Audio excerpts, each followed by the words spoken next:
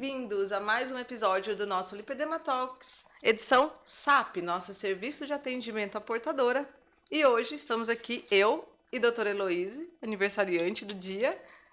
Estamos aqui especialmente para responder as perguntas de vocês. Nesse quadro, a gente dá o espaço para que você coloque suas dúvidas, né, para que você faça observações, fale um pouquinho também sobre como é a sua convivência com o lipedema, dúvidas, caso você tenha, sobre diagnóstico, tratamento, enfim. Estamos aqui para vocês, né, Elô? Exatamente, é o serviço de atendimento a vocês. Então a gente pegou algumas dúvidas mais comuns, a gente sempre abre uma caixinha de perguntas justamente para poder responder o que vocês têm em dúvida. Como sempre está chegando gente nova, pode ser que as dúvidas já tenham sido respondidas, a gente responde de novo, né, Vivi? Exatamente. Mas tem muita coisa acontecendo, muita coisa nova, de repente a gente já traz hoje para vocês tomarem conhecimento. E fazia tempo, né, que a gente não vinha aqui.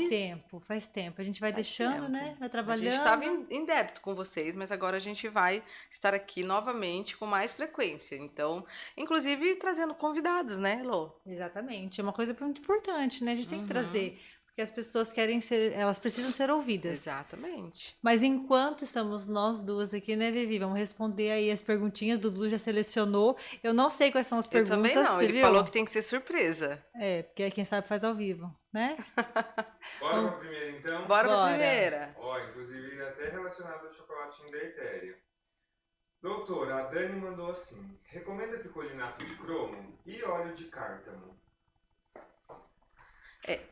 Se o objetivo, né, for reduzir a vontade de comer doce, o picolinato de cromo ele é o suplemento que tem mais estudos, né, relacionados à redução do craving, essa vontade de comer, principalmente doce. Então ele ajuda bastante, mas claro que não vai só ele para uma pessoa que tem, por exemplo, compulsão alimentar por doce. Aí a gente já tem uma doença. E quando a gente tem isso é bom você falar, Vivi, a diferença das duas coisas. porque compulsão é uma coisa, gostar de doce é outra. Por exemplo, a Elô gosta de doce, mas ela come um pedacinho de doce e ela fica ok, ficou saciada. Não, mas eu entendi. Muitas pessoas têm dificuldade de entender o que é compulsão e o que é comer bastante. Então, a compulsão alimentar, ela tem que ser tratada com medicamento. Não adianta a gente dar um picolinato de cromo e achar que vai resolver. Então, compulsão é aquele negócio que você come até vomitar. Por exemplo, você vai até o limite. Existem alguns critérios, né? Que a compulsão alimentar, você precisa ter um episódio que ocorra pelo menos uma vez por semana nos últimos 3 meses. Então, a gente tem uma frequência.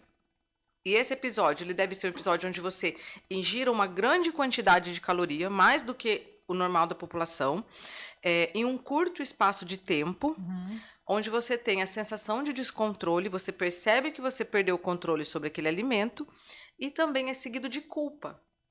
Então a pessoa lá percebe, meu Deus, exagerei, como eu comi um pote de sorvete numa sentada. E aí ela tem a sensação de culpa, que vem depois, e também a sensação de mal-estar físico, né? Porque a pessoa ela come muito rápido e daí ela fica saciada, ela fica muito assim, cheia, né? Porém, não pode ser acompanhado também de purgação. O que é purgação? Ou vômito autoprovocado, ou uso de laxante, para tentar minimizar a culpa, né? Então, quando a gente tem esses efeitos purgativos, aí a gente já tem um outro transtorno alimentar, que é a bulimia nervosa. Né? Então, a compulsão são esses episódios que você come um monte. Eu tenho pacientes que moram sozinhas, por exemplo, pede uma pizza grande e come a pizza grande sozinha. Então, quantas pessoas... É normal comer uma pizza sozinha? Não. Então, isso é compulsão alimentar. Agora, doutor, nossa, eu comi 4 pedaços de pizza. Muita gente come isso no rodízio, né? Então é importante entender que a compulsão, é um transtorno, é uma doença.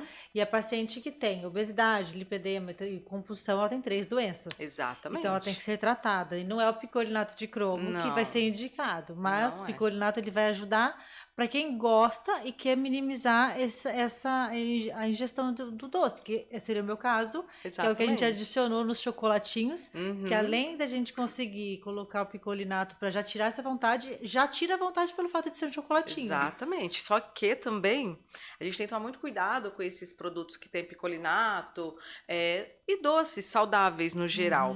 Porque se é uma pessoa que tem compulsão, ela vai comer demais por achar Achando que que tá é saudável. saudável. Então, eu já tive paciente que, por exemplo, comprou lá o Creacandy, que é aquele caramelozinho de creatina, e comeu O metade saco. do pote no dia. Entendeu? Então, isso não Aham. pode ser compulsão. Então, isso vai te fazer mal. Então, a gente tem que tomar muito cuidado com o suplemento, ele tem que ser muito bem colocado. E a paciente tem que entender que aquilo é uma ajuda para ela não comer demais, não que ela possa comer aquilo demais, entendeu? Você sabe que uma das coisas importantes que eu acho que essa indústria de alimentos saudáveis, dos alimentos dos doces funcionais, é super perigosa, né? Porque justamente por Uhum. isso. Porque, por exemplo, quando você vai ingerir um brigadeiro, você já tem aquela culpa, aquela sensação de, poxa, aquilo ali vai me engordar, porque tem muito açúcar. Sim. Aí você come menos. O Uhum. saudável te dá a falsa impressão de que você pode comer mais. E eu sei porque eu Exatamente. já passei por isso. Uhum. E querendo ou não, o saudável muitas vezes ele é inflamatório. Porque ele tem Exatamente. adição de adoçantes, tudo que para o paciente, ou para todo mundo, né? Uhum. Pode não ser tão funcional assim. Então Exato. a gente tem que colocar isso numa balança, ter equilíbrio, identificar o que é doença e o que Uhum. é só uma vontade além de comer doce. Porque tem gente que tem com doce e tem gente que tem com salgado, né? Exato. Que é a Uhum. mesma coisa. Tem bastante paciente que não. O que você prefere? Doce ou salgado? Ai, salgado. É, você não é do doce. Assim, eu gosto do doce, mas eu não sou de falar, meu Você não Deus, eu troca. preciso de um doce. Você não troca Não, eu o prefiro salgado. um pãozinho, entendeu? Entendi. Então, o pão também é um outro alimento que tem muitas pacientes que têm compulsão por pão. Uhum. Come 3, 4 pães franceses no café da manhã. Entendeu? Isso também é um problema. Né? Uma coisa é o pão francês, ele tem um espaço dentro da dieta, mas não 4. Uhum. Então, tudo é sobre equilíbrio, né? Tudo é sobre você saber que você pode, mas nem tudo você pode todos os dias e na quantidade que você tem vontade. Uhum. Porque todos os dias também é um problema, né? Exatamente. Porque se torna Todos uma os dias. rotina. Uhum. E o que ele perguntou? Fora isso, perguntou o quê? O óleo? Óleo de cártamo. O óleo de cártamo, ele também tem essa propriedade de ajudar a reduzir a vontade dos doces. Ele tem uma ação antioxidante, anti-inflamatória, né? Uhum. Ele ajuda na digestão. Porém, também todo óleo, gente, óleo de oliva, É óleo de calórico. é calórico. A gente tem as calorias dos macronutrientes, né? Então, enquanto 1 grama de proteína tem 4 calorias, 1 grama de carboidrato 4 calorias, 1 grama de óleo tem 9 calorias. Então também você não vai ficar se empanturrando de óleos. Óleo de coco, né? Aham. Óleos, esses tipos de óleo é coisa para uma cápsula, né? Então uma cápsula, o óleo de cártamo ajuda. A gente tem o óleo de prímula, que ajuda bastante mulheres que têm dismenorreia, cólica, TPM e excesso de fluxo menstrual. Uhum. Então esses óleos, eles são sim benéficos, são gorduras saudáveis que vão ajudar no nosso metabolismo, mas também com equilíbrio. Uhum. Tudo é com equilíbrio, né? Tudo. Você, por exemplo, a pessoa vai lá, ela vai comer uma saladinha, ela acha que tá arrasando, daí ela coloca adicionando tanta coisa na salada, né? Gente, salada é outro problema. Salada e caldos. Ontem a gente gravou nossas receitinhas pro aplicativo do Celip. Então a gente fez uma receita de caldo. E eu vejo que muita gente fala, doutora, eu só comi uma sopinha. Eu pedi lá no iFood um creme de mandioquinha e tal. Bem leve, né? Bem leve, e a maioria não é leve.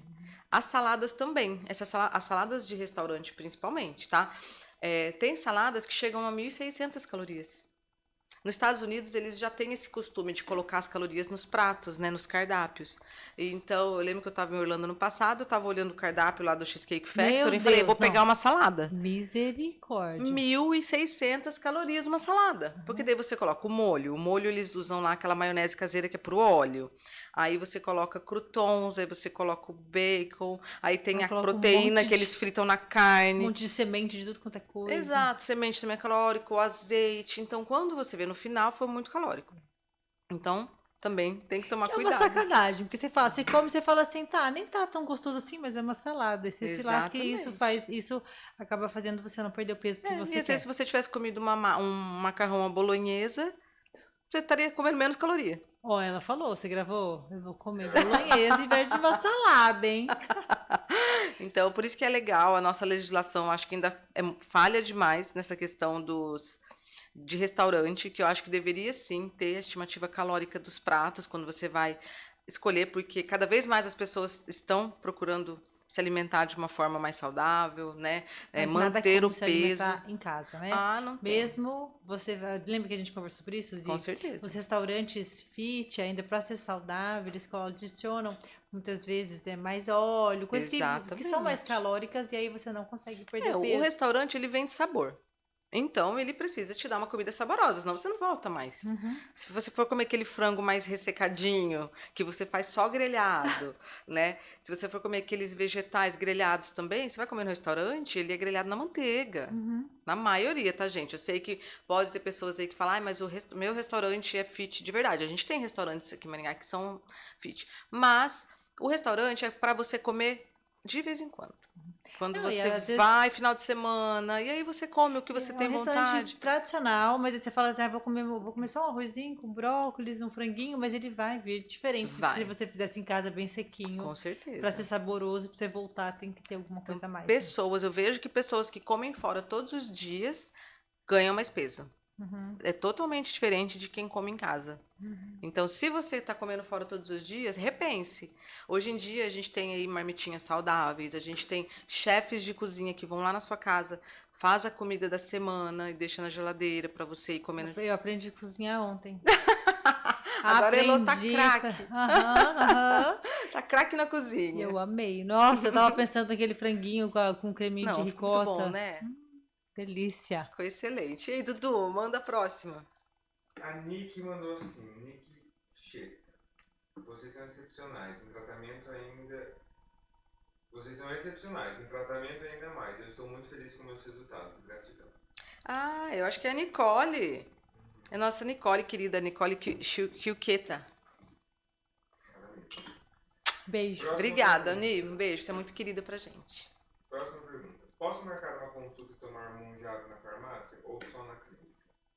Pode. Você pode, o que você Com quiser. certeza, é. A consulta, ela é independente da medicação que você vai utilizar. Tem pacientes que eu nem utilizo Monjaro, eu utilizo outras coisas, né? O que acontece é que a gente tem alguns protocolos de acompanhamento do paciente e que a gente faz aqui na clínica. Mas, mesmo que você venha até mim e você fala, doutora, não, vou comprar o Monjaro na farmácia. Ótimo, você vai comprar na farmácia e você vai ter o meu acompanhamento, mas você precisa se comprometer com esse acompanhamento, né? Eu não fico fornecendo receita para o paciente usar de qualquer forma, sozinho em casa, sem aquele cuidado que você precisa ter, principalmente nesses pacientes no início do tratamento. Os 3 primeiros meses são fundamentais, que são os meses onde aparecem efeitos colaterais, né? Onde o paciente, às vezes, num sábado, vai estar ali tendo algum efeito colateral e ele tem que ter quem vai dar esse suporte para ele. Ele vai ter que mandar uma mensagem e a gente vai orientar. Então, assim, a gente dá todo o acompanhamento para você, independente da medicação que você vai utilizar. Simplesmente, os nossos protocolos da clínica são protocolos um pouco mais elaborados, onde você vai estar mais próximo, com uma equipe full time te acompanhando, grupo de WhatsApp. E é individual, né? Na verdade, assim. Exatamente. Dá pra fazer na farmácia? Dá pra fazer o que quiser. Tanto é que muitos dos medicamentos que são passados são comprados na farmácia. Sim, com certeza. Só que eu acho que a individualização do tratamento é a parte mais importante. E querendo ou não, quando você faz na clínica, você tem, além da individualização, do acompanhamento, você tem aqui, a gente usa algumas mesclas que otimizam o teu resultado. A gente usa muitas vezes soroterapia para evitar a massa muscular. E na farmácia até que ok. O que a gente tem conversado com todos os pacientes? Muita gente está conseguindo produtos de fora da farmácia. Uhum. E aí que a gente levanta aquela questão. Como que Vivi vai se responsabilizar pela aplicação de um produto desconhecido? Não é o da farmácia, mas fora da farmácia a gente sabe que está chegando também, que o pessoal está comprando, a gente não sabe de onde vem. Ai, doutora, eu tenho uma amiga que traz do Paraguai. Doutora, eu tenho uma pessoa ofereceu lá num grupo de WhatsApp o Monjaro por X. Sem procedência. Eu não faço acompanhamento de paciente que não usa a medicação da Lili mesmo, o Monjaro que ela vai comprar na farmácia. A menos que ela queira importar, a gente faz a receita da importação, uma coisa totalmente legalizada. Mas como eu vou saber se você está usando realmente o Monjaro se você comprou do Paraguai, se você comprou de alguém, às vezes que trouxe lá na cueca, né? Não, e outra, tudo que acontecer, a responsabilidade é Tudo. tua, de que é você que assinou, né? Uhum. E é complicado. E assim, é questão de segurança para o paciente também. Com certeza. Né? Você saber o que está sendo aplicado. Você não vai conseguir entender se de repente tem um efeito adverso novo, você vai falar de onde veio isso. Você não vai, porque a procedência é desconhecida, né? Exatamente. Mas é que na farmácia que acontece. O que está acontecendo? Por conta desse movimento grande de pacientes querendo emagrecer, porque sim, é uma medicação maravilhosa, né? Eu amei usar. Não tem Nós melhor hoje em estamos dia ainda.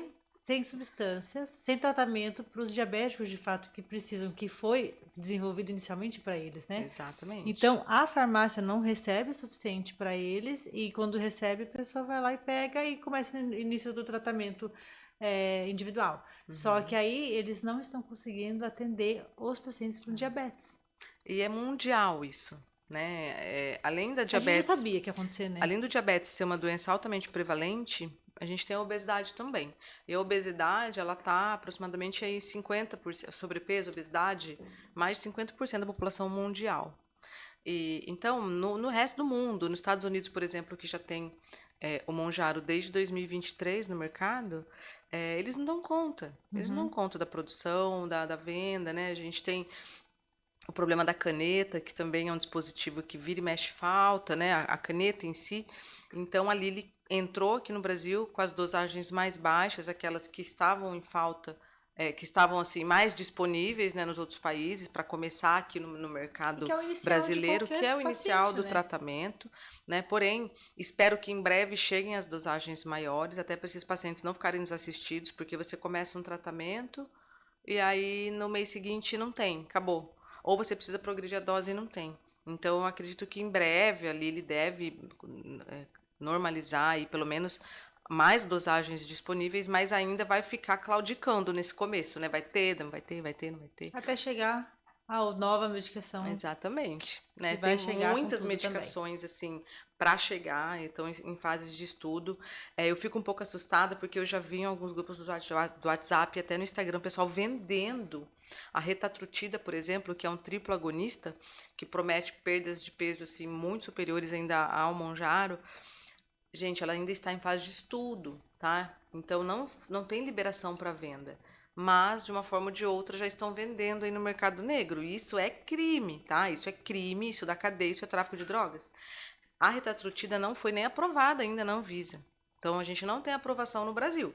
Então, essa medicação ela não pode, de forma alguma, se você é médico e tá nos ouvindo, não faça essa loucura de comprar por aí, sair tendo na sua clínica, e você é paciente também. Já foi oferecido até para nós, né? Já me ofereceram, eu falei, você tá louco, isso aí dá cadeia, isso daí é mais, eu acho que, mas as pessoas até fazem por desconhecimento, porque virou uma coisa tão banal, que esses dias uma empresa de manipulação estava fazendo um marketing, vendendo a tirzepatida para dentista e veterinário.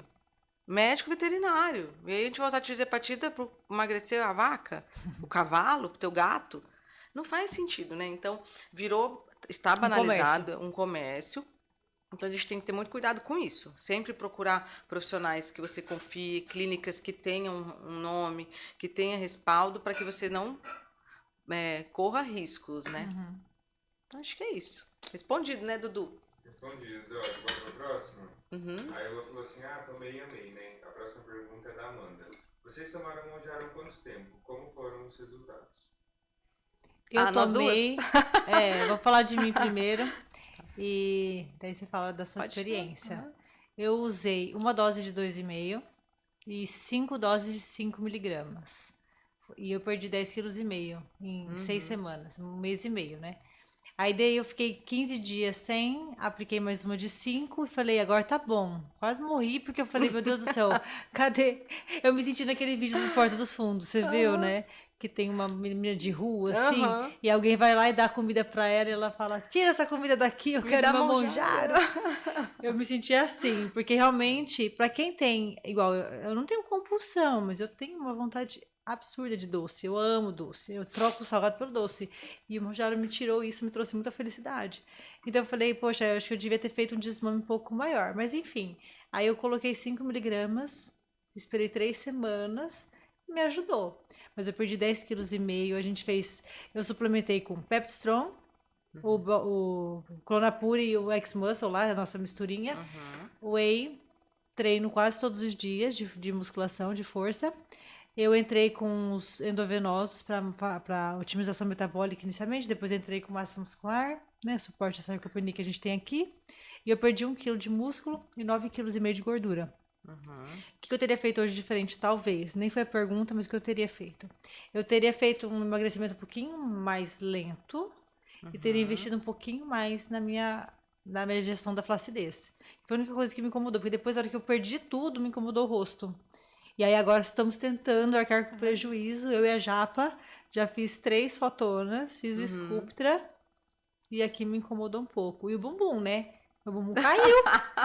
Caiu. Ele diminuiu, mas é verdade, eu sinto a dobrinha ali. Mas assim, é a flacidez resultante do emagrecimento rápido é uma coisa que vai acontecer. A gente tem que fazer um bom gerenciamento da flacidez.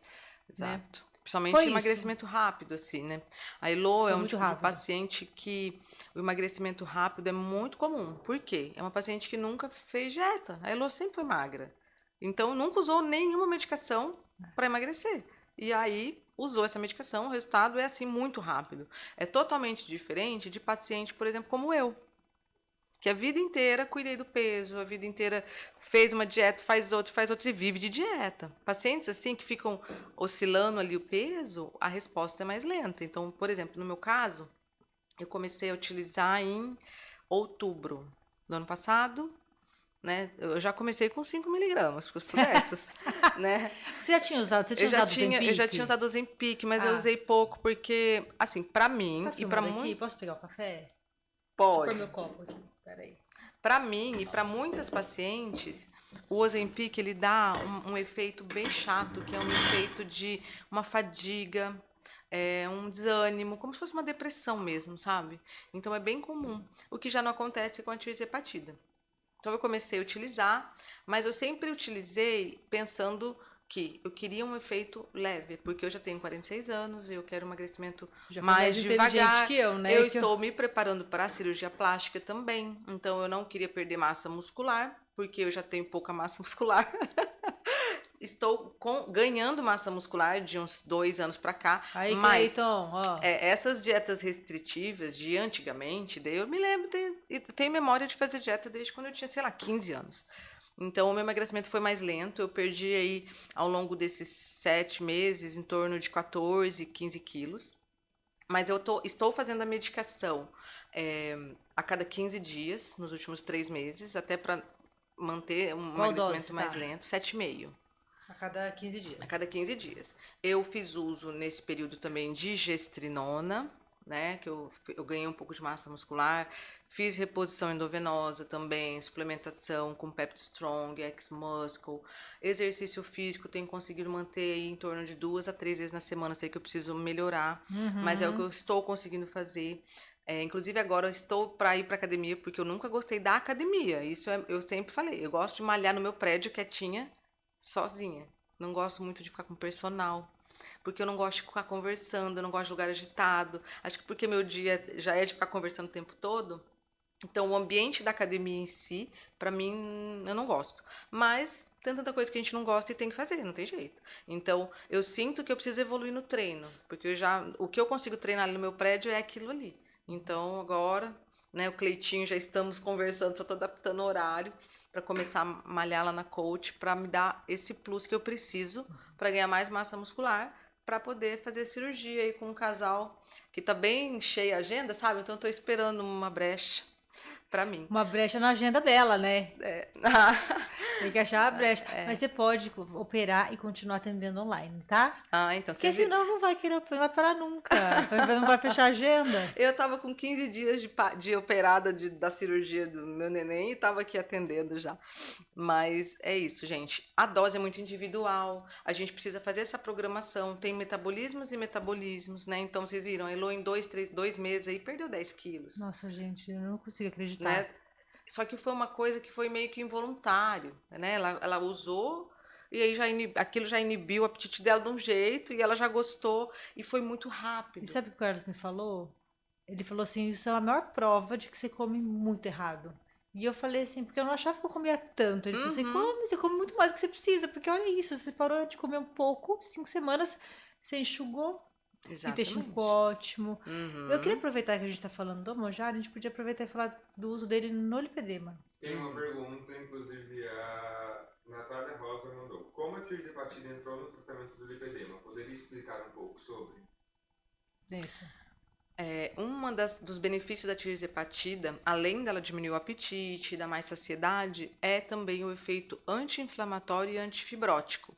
A gente tem vários estudos mostrando esse efeito antifibrótico da tirzepatida, inclusive na doença hepática gordurosa não alcoólica, na fibrose miocárdica e como lipedema. Claro, a gente ainda não tem nenhum estudo mostrando diretamente um estudo clínico controlado. A gente tem ali um artigo que é de opinião de especialista, então a relevância científica é muito baixa. A gente não tem ainda um estudo multicêntrico, randomizado, um ensaio clínico mesmo da tirzepatida no lipedema. Porém, quando a gente entende a fisiopatologia da doença e a farmacocinética da medicação, o efeito, o mecanismo de ação, a gente consegue fazer uma relação clínica. Então, o efeito anti-inflamatório diretamente na gordura acontece por dois motivos. Diferente do Ozempic, né, da semaglutida, a tirzepatida ela tem uma ação num receptor diferente que chama GIP, né, o hormônio, o peptídeo inibitório gástrico. E a gente tem receptores desse hormônio na gordura.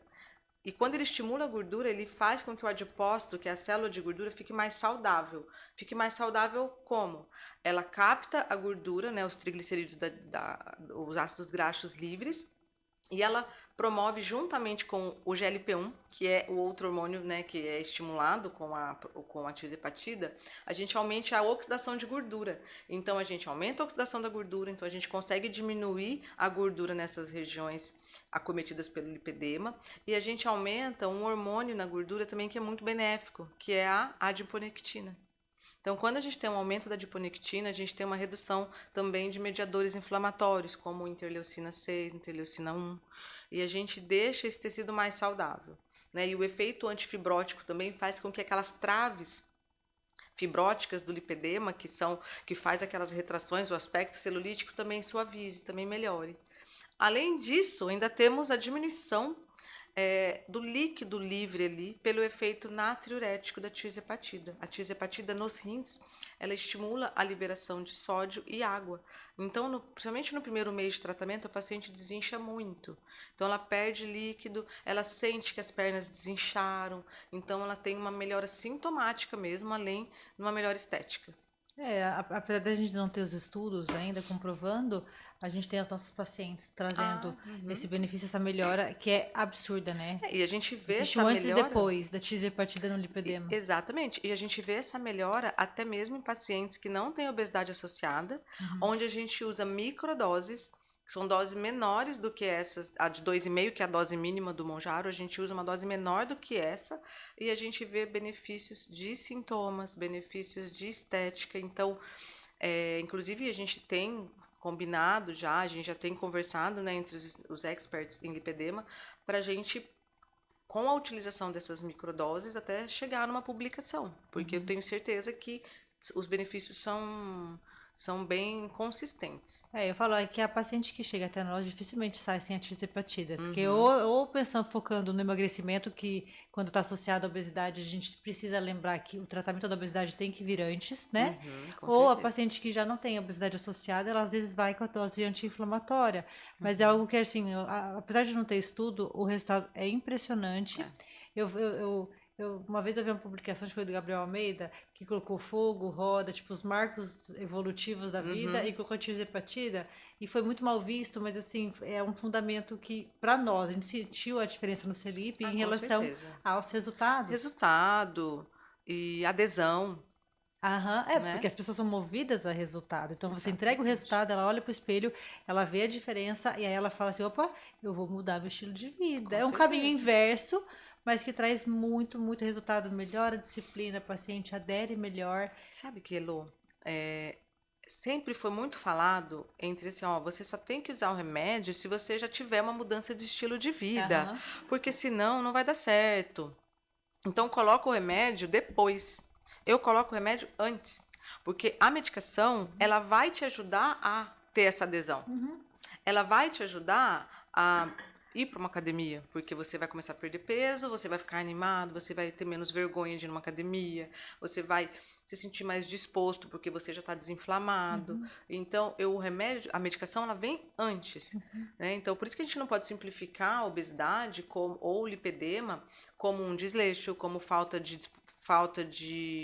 disciplina. Não é falta de disciplina. O teu corpo está lutando. Você tem que lutar muito contra o seu corpo para você perder peso. Então, quando você coloca a medicação, eu já vi várias pacientes, e assim, não é uma nem duas, eu trabalho com obesidade há mais de 14 anos. E depois eu tive hepatite. Na verdade, depois do Ozempic, a gente já teve assim, um progresso enorme no tratamento da obesidade. Teve um longo período aí que as únicas medicações que a gente tinha para tratar a obesidade era Orlistat e Sibutramina. Na verdade, teve uma época que nem a Sibutramina tinha, que saiu, né? A vigilância tirou a Sibutramina. Então, a gente tinha que fazer o paciente emagrecer na raça. Era fluoxetina, topiramato, bupropiona.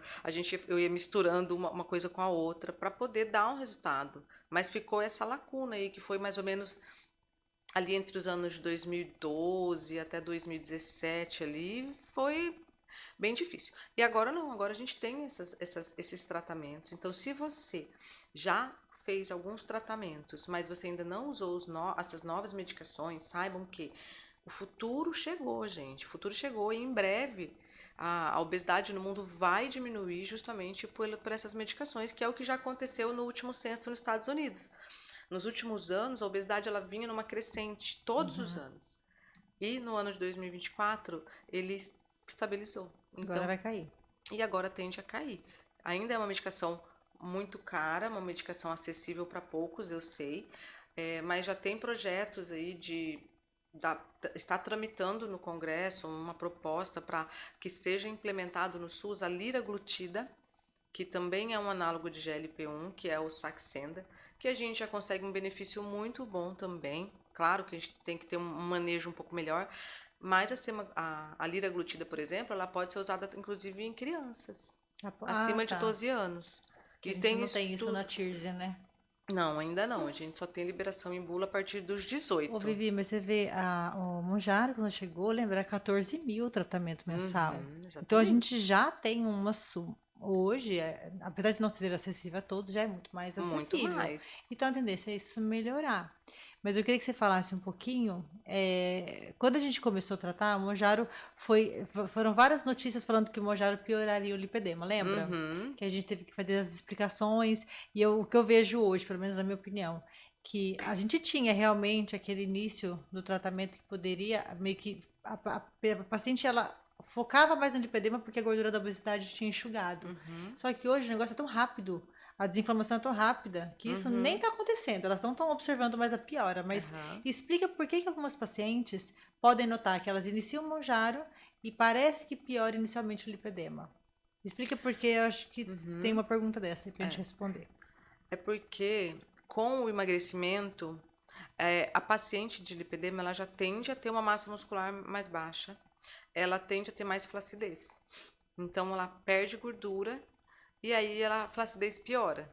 E como a tirzepatida ela tem um grande poder de diminuir gordura visceral, a gente tem uma diminuição bem importante da gordura na região abdominal, no tronco. Então, essas pacientes que já têm aquele biotipo da cintura mais fina e da perna mais grossa, ela vai perder mais gordura no tronco, vai perder nas pernas também, mas menos. E piora a flacidez. A desproporção continua. Continua.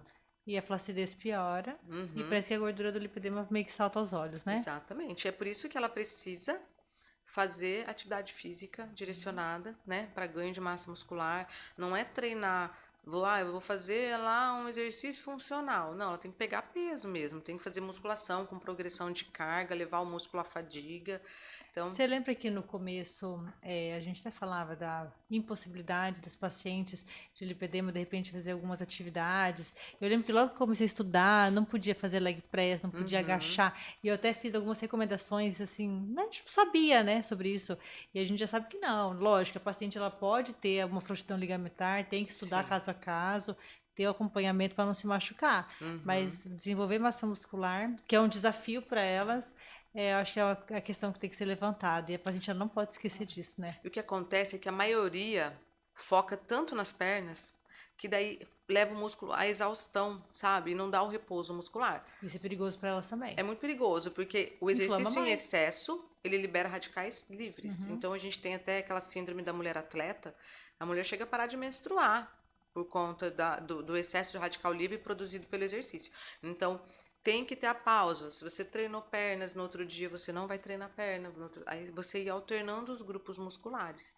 Porque senão a inflamação piora. Eu já tive paciente que melhorou do lipedema só de diminuir a atividade física. Ela, doutora, eu jamais imaginei que alguém ia falar pra mim. Eu achei que eu tava arrasando. Que eu fazia bike, ia lá na biquinha, na Velocity, fazia bike, e no outro dia, aí já fazia musculação, e no outro dia bike, musculação. Falava, calma, né? Mas esse tipo de exaustão, levar essa fadiga muscular para as pacientes na coxa, por exemplo, vai fazer ela piorar. E aí elas ficam com uma dor que é sustentada durante 2, 3 dias. E elas acham que é normal. Porque é normal você ter dor depois no pós-treino, mas ela não pode se manter por 3 dias essa dor. Então tem que tomar cuidado, porque vai piorar. Piora os sintomas, piora a fibrose, piora tudo. Com certeza. Aí tudo que você faz, você acha que tá abafando. Mas é difícil encontrar, né, o bom senso, muitas vezes, porque você pega. Como é que você fala pra essa pessoa que ela tem que malhar menos? É tão difícil a pessoa já, né, ter uma rotina, mas a gente precisa. Mas às vezes também você tira uma carga dela, assim, sabe? Porque ela tava fazendo tudo aquilo pra melhorar aquelas pernas que ela nunca gostou. Então, quando você fala pra ela, calma, vamos mais devagar, né? A maioria faz, algumas têm essa afinidade pela academia, mas muitas fazem pra tentar aliviar aquela perna que sempre foi o trauma dela. E aí, quanto mais ela faz, mais piora, né? Então, não, vamos com calma, vamos alternar. E às vezes você podia falar isso pra mim, né? Eu não preciso todo dia, né? Mentira, mas eu gosto.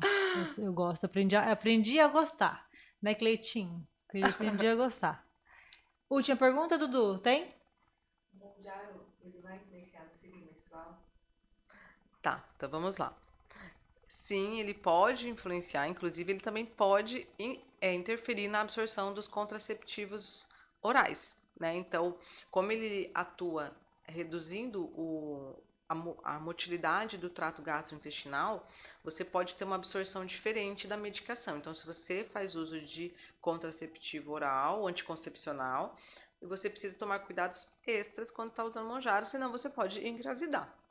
Mas o ciclo menstrual ele pode sim ser alterado. Por quê? Porque você vai ter uma mudança no seu perfil hormonal com o emagrecimento. Então, algumas pacientes, às vezes, tinham ovário policístico, menstruava menos. Quando a gente diminui a resistência insulínica, a gente muda os padrões de ovulação, muda a liberação de hormônios também em nível central, na nossa hipófise. Então, os hormônios, naquele começo ali, falam, nossa, o que está acontecendo? Então, a gente tem essa bagunça hormonal que pode acontecer e a paciente pode sim sentir. Geralmente é no começo, ali nos primeiros 2, 3 meses e depois normaliza. E tem que tomar cuidado com a composição corporal também, né? A mulher que não tem gordura corporal, porque a gordura é um órgão endócrino, ela produz hormônio. Exatamente, o estrogênio. E ela pode parar a gente vê muitas pacientes e muitas colegas que são bem magras, dependente de Monjaro, e elas não conseguem engravidar. Exatamente. Tanto o excesso de gordura leva à resistência insulínica, né? Hiperestrogenismo, a gente produz muito estrogênio, nossa gordura é uma fábrica de hormônios também, assim como nossos ovários.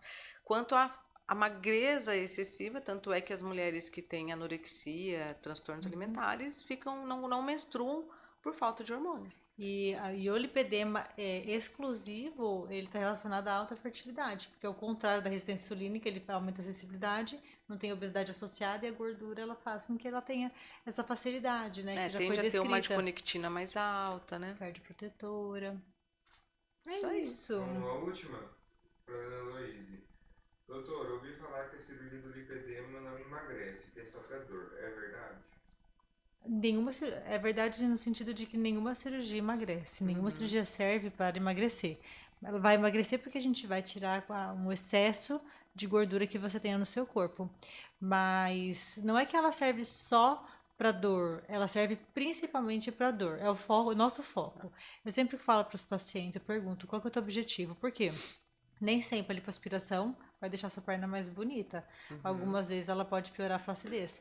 Então, o foco principal é atuar na doença. Então, a gente vai reduzir essa gordurinha para a gente poder melhorar os seus sintomas, melhorar as suas dores. Isso eu te garanto, eu falo para o paciente. A melhor estética, eu vou fazer o meu melhor, o meu possível. Por quê? Porque o lipedema não é só uma doença da gordura. É uma doença do tecido conjuntivo frouxo. Então, sua pele é mais fina, sua gordura ela é maior, seus septos fibrosos são mais longos, eles são doentes, a face muscular é doente, o músculo tem baixa densidade muscular. Então, se eu tirar essa gordura, o que vai acontecer com o resto? Ah, mas basta usar tecnologia? Não, a gente tem outras coisas que a gente tem que também tratar. Então, o tratamento cirúrgico, ele visa melhorar sintoma, ponto. Se a gente vai conseguir melhoria estética, vai ser um segundo ponto, e a gente vai fazer de tudo para trazer um melhor contorno. Claro, cada caso é um caso. Nós temos pacientes em estágios iniciais que não tem tanto excesso de gordura assim, no qual a gente vai fazer um trabalho de definição muscular, vou fazer um contorno bonito e vai ficar top. Mas se a gente pega pacientes mais com evolução, estágio 3, estágio 4, é uma cirurgia mais reparadora, a gente vai trazer retorno à mobilidade, eu quero tirar aquela carga que está promovendo piora nas suas articulações, e aí é diferente. Então, é isso, tá? Não fique desanimada, tá? A gente tá aqui para trazer a melhor estética também, mas ela nunca é primeiro plano, né? Exatamente. Agora mais uma? Então vamos. Como Nossa saber Senhora! Última. Não, mais uma. Vai ficar está atrasado. Então tá. O próximo é o Dr. Carlos, tá, gente? Então, Tá. Como saber se o meu excesso de gordura está dentro do limite do lipedema? Excesso de gordura dentro do limite. Ah, para saber se tem diagnóstico ou não, será? Não, pelo que eu entendi, é tipo assim, se tem um esperado que tenha na perna do lipedema. Tipo, como saber se está dentro do limite, assim, ou acima de mais ultrassom de 4 medidas.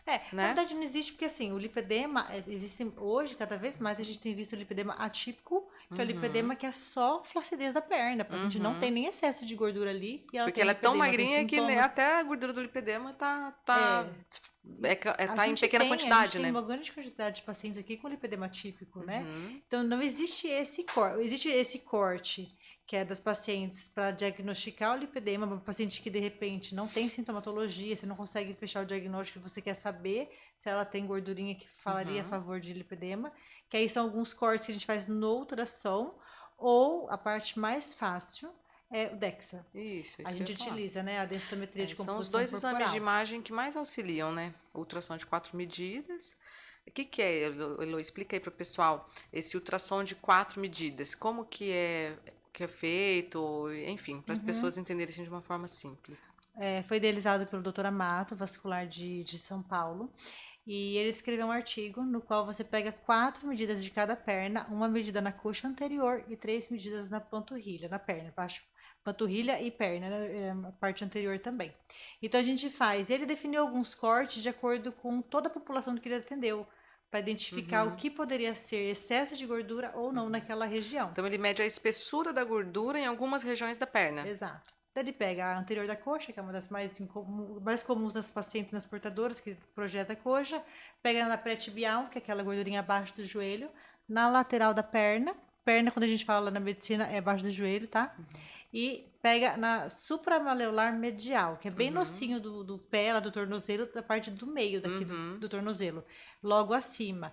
E essa é uma região que recentemente ele descreveu uma nota de corte que não existia. Não sei se ele passou a estudar melhor e de repente correlacionou com sintomatologia, e aí a gente consegue, já na primeira consulta, identificar alguns pontos que tenha mais gordura. O que eu falo? Para diagnóstico, para nós, não faz muita diferença.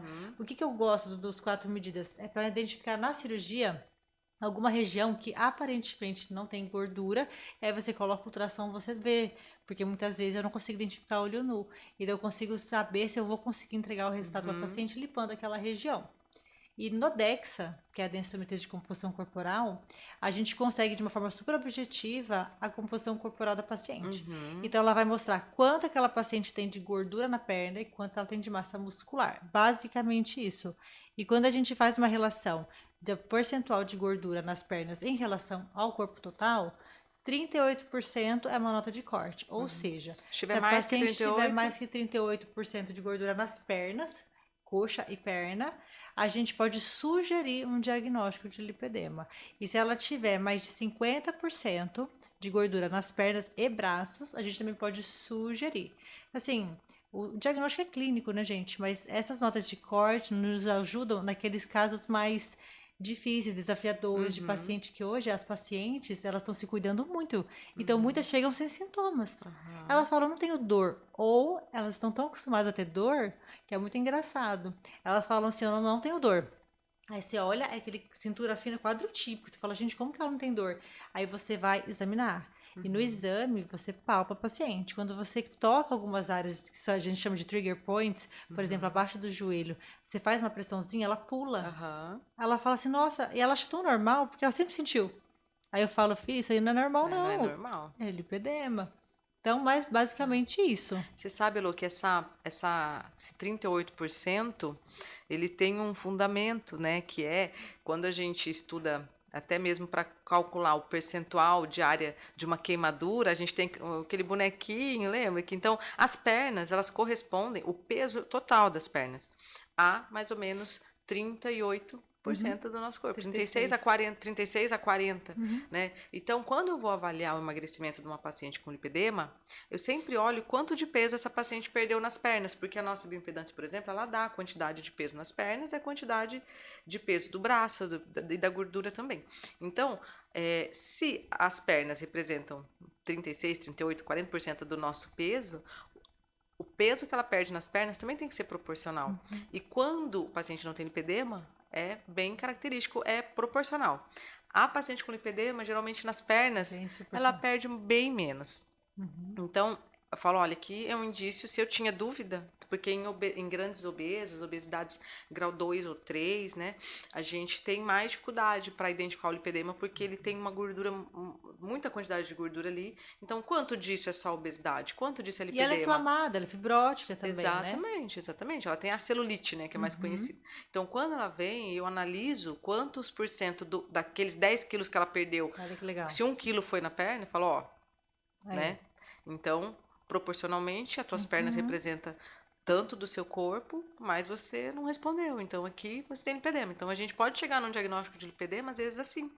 O emagrecimento da paciente com lipedema, ele pode ser frustrante para elas. Porque por mais que ela fique com a cintura bem fina, ela piora essa desproporcionalidade e deixa elas muito infelizes. Exatamente. Eu demorei para perceber isso. Porque na cirurgia, a paciente vinha com uma queixa e a gente simplesmente tratava a questão corporal. E aí a gente fazia o corporal e aí piorava a desproporção. E a gente não consegue identificar, hoje a gente sabe. É porque a perna, ela simplesmente tem essa resistência, perda de gordura.